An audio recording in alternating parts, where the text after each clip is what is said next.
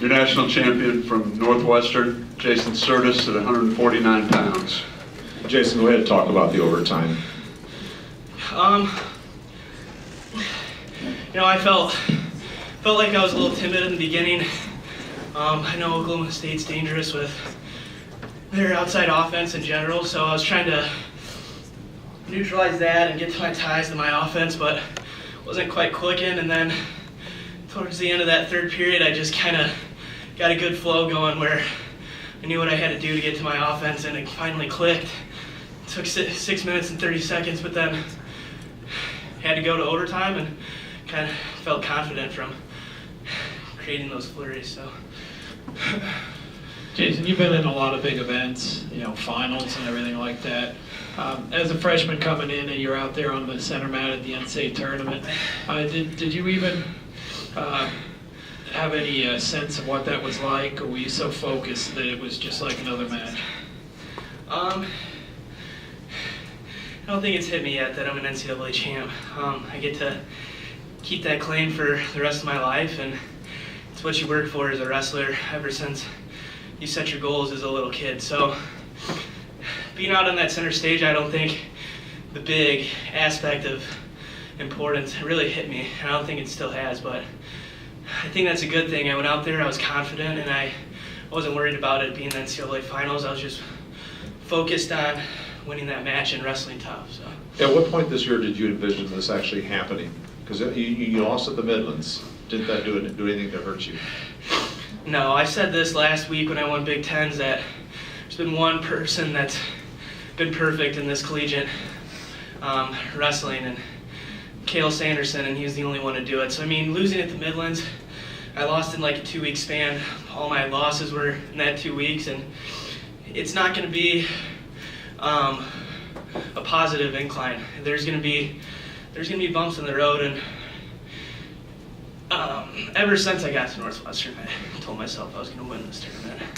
In 2014, I've got it written everywhere in my room. So.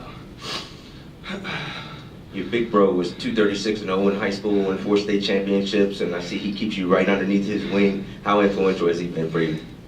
That's his guidance, especially after he finished his college career. Really, I can't attribute enough to it. I think he really helped me in high school to make me reach that next level, and he still helps me every single day. Still today. So he's a big aspect in my wrestling, very crucial. Along with that, you kind of talked about that in the previous interview after semis, rewriting a little chapter in the family history here. How much of a redemption or how much of a feeling is that for you? Gonna get me emotional. A lot of downfalls with not downfalls, I should say, but Alex had really high expectations, and he never quite reached them, and it was tough for all of us. And to do that tonight, it feels good. It feels good for me, my family, my coaches, my teammates. So. Big Ten champ. Some in the wrestling community look at that accolade and wonder why a 5 seed. Did you feel slighted or disrespected on any level, and did that motivate you, give you a chip? I looked at it and was like, well, I thought maybe I'd get a higher seed, but I didn't let it affect me at all. And to win this tournament, you got to beat the best guys in the weight class. So I felt confident doing that. I did it yesterday, and I had a tough one in the finals today, and I got it done. So this whole season, our coaches do a great job preparing us for this type of grind, and having 5 tough matches in a row, it's obviously tough, but I was prepared for it. So what's the deal with freshmen? We've talked to 2 of them since this tournament started. And, obviously, you guys must be coming in and getting really good real quick. Yeah, I think it has to do with previous college wrestlers getting back, and I think those type of guys are running either elite freestyle youth clubs or they're going back coaching high schools, and I think those type of things benefit kids because they're getting top-notch technique and mentoring as a 15, 16, 17, 18-year-old, so they're ready to jump in and make a big impact on this level. And the follow-up on that is, has it been a goal of yours to be a 4-time champ, and are you ready now that you've won it as a freshman for people to start asking you about that? No, I think, yeah, I always say I want to be a 4-time NCAA champ, but you got to be a 1-time NCAA champ before you can be a 4-time NCAA champ, and I think I was looking at that picture a little bit more than, oh, I got to win this one to be a 4-timer. It wasn't what I was thinking. I was just focused on getting this title. Not to bring out the emotion of you, but you did talk about a tough one. Alex was here. You had to be pretty young when he wrestled for Iowa. Yeah. How can a young person absorb that?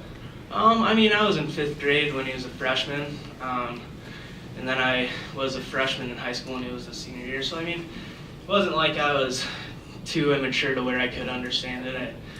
Especially when he was a senior, I had a little bit better understanding, and I think that played a lot into me developing, because I was able to learn from his mistakes, and I think growing up that helped a lot. Are you going to jump right into the freestyle scene and take a couple days off and then get right back into training? Yeah, the nice thing with Northwestern is we're on trimesters, and we actually get a week off after this for spring break, so it's pretty nice, and maybe late next week, but I was thinking once I got back on campus, start training for freestyle right away. So. Anything else for Jason?